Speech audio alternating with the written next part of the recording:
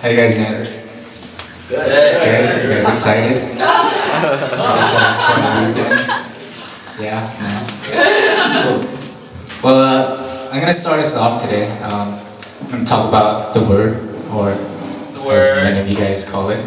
No, not word. The word. Oh, word. It's in other words, it's the Bible. Now, I can't use this mic. Why? Something keeps poking my lip. That's just talk away from me. That's your lip. Okay.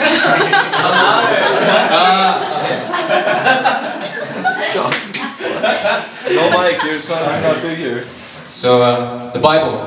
What were your first impressions about it? Or what do you guys think about it now? For me, I guess my first impressions was when I first saw it, it's big, right? Has 1 million pages. The font is ridiculously small.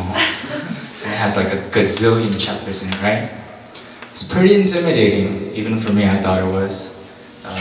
You know, it makes it harder for even me to open it, just to even read it. And most of the time, it just sat on my shelf, just collected a lot of dust. I'm sure for many of you, it's the same thing. Even for some of us that, you know, even as we call ourselves Christian, I don't know, don't you guys find it sometimes hard to open the Bible daily, read into it? I feel the same way sometimes. And probably like the only time you guys ever get any dose of the Bible will be on Sundays, on the overhead, with the 2 verses that the pastors put out every week. But there's a reason why there's a Bible for us. In Matthew 4, I'm kind of repeating this, but Pastor Mark gave a sermon about this a couple months ago. He gave you guys a card. Do you guys remember what it said? Man does not live by bread alone. Yeah, it says, "It is written, man does not live on bread alone, but on every word that comes from the mouth of the Lord." The Bible even says that the Word of God is like food. If you do not indulge in it, you die. It's kind of like our theme, right? Growing in God. Yeah. But even for me, reading from the Bible, like the habit of reading didn't come right away. It all started, even after I became Christian, I stepped off. I didn't really read. I just started coming out to Bible studies where we were actually reading through John, chapter by chapter every week. So that's all I did, just little by little. And then I got asked to go to pastoral training by Sam, where we read bigger portions of the Bible. And now I'm actually going to school for it, so I'm required to read more. As I practiced it, reading the Bible, it didn't become something that I had to do. Well, I mean, it is something that you have to do, but it became something more than that. Reading the Bible became something that I truly wanted to do. I was really excited to just pick it up and read. And as Christians, we need to be efficiently focusing in the Word and reading from it. And the main way that reading the Bible has affected my life is that it grounded me into a teaching of how to live in a Christ-like way. It equipped me with a tangible, something touchable, and it was given from God. And it helps me to fight temptation, fight sin, you know? Everything is covered in the Bible.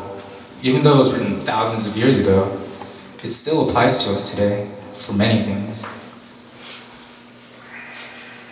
Sorry, this thing keeps shutting.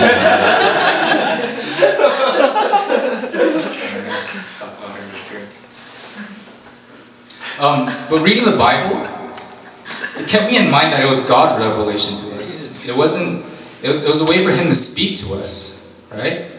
It allowed myself to accept how God wanted me to live my life because I was able to read through it.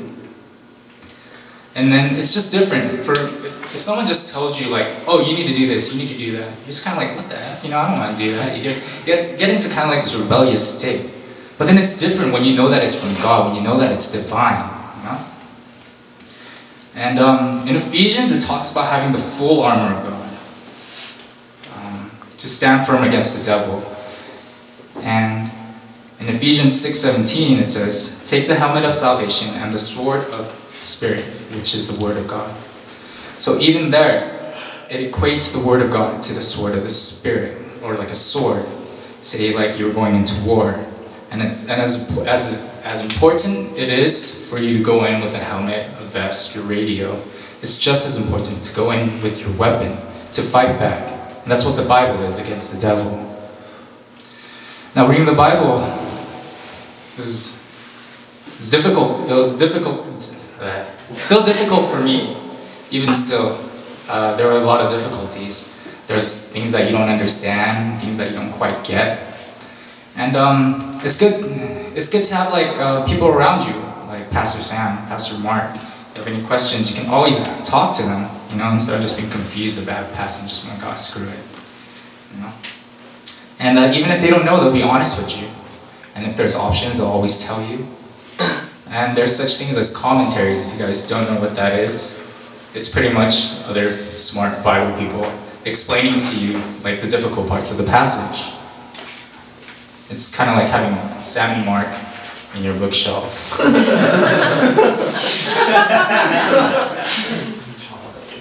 But even these days, I still sometimes struggle. I get lazy. I forget sometimes. There's other temptations around. I want to play games, surf the internet, hang out with friends or my girlfriend. And there's some pointers that'll keep you kind of steadily on track. When you try to get into the habit of reading the Word, try to stay with that habit and keep it going. It's like many things, like working out, studying, things that are important to you. You constantly do it. And when you fall out, it's harder to get back on track, I work out with some of the guys here, and like sometimes I take like a week off, and coming back, you're just like, holy crap, I can't do this anymore. And it's really hard to get back on track. And that's kind of how reading the Bible is, Like, once you lose track of it, it's hard to get back on. Another way you can stay well-grounded in just reading the Bible is to find like a Bible study, kind of like how I did in the beginning. Kind of helped me with staying in the Word, such as pastoral training, Bible studies, things like that.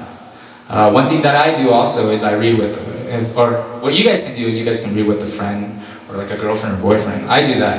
Chris and I started doing this small little Bible study once a week where we'll both read like a chapter of our choice, read it to each other, and then kind of explain how it spoke to us and what it really means, or how it really how it affected us. And a big thing that I connect reading the Bible with is prayer. I see them going hand in hand. Like, you can just read the Bible if you want. Like, you can just read it as a book. Like, anybody can do that. Scholars can do that, and they don't have to be Christian. But it's something else when you read it for a holy purpose. And, praying before reading, it's helped me feel like God's actually speaking to me through the words. And not just like reading it like a textbook or like a fun book, like, you girls probably read, what is that, like Eclipse or something, Dracula's, whatever. It becomes something more real than that. It's not just a story, it becomes more, like, it has an effect on you spiritually. And personally for me, what I always pray for is focus. I have like this, I don't know why, I'm pretty sure many of you can feel me when I say this. I have an attention span of like 5 minutes when I'm reading. I see you.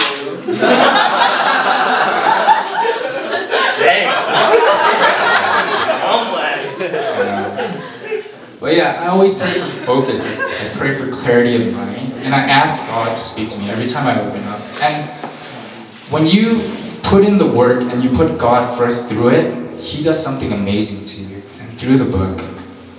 And before I close, I want to show this little acronym. Sam's been doing this. It's BIBLE. Basic instructions before reading. I picked this up off a friend's Facebook actually. I thought it was really clever. So I just want to throw that in there. But as Christians, we should really, even more than just basic instructions, we should like think of it as something far greater than that. Something so amazing and like so important to us that we should be like not even like saying, "Oh, I have to read it," but I want to read it. And that's it.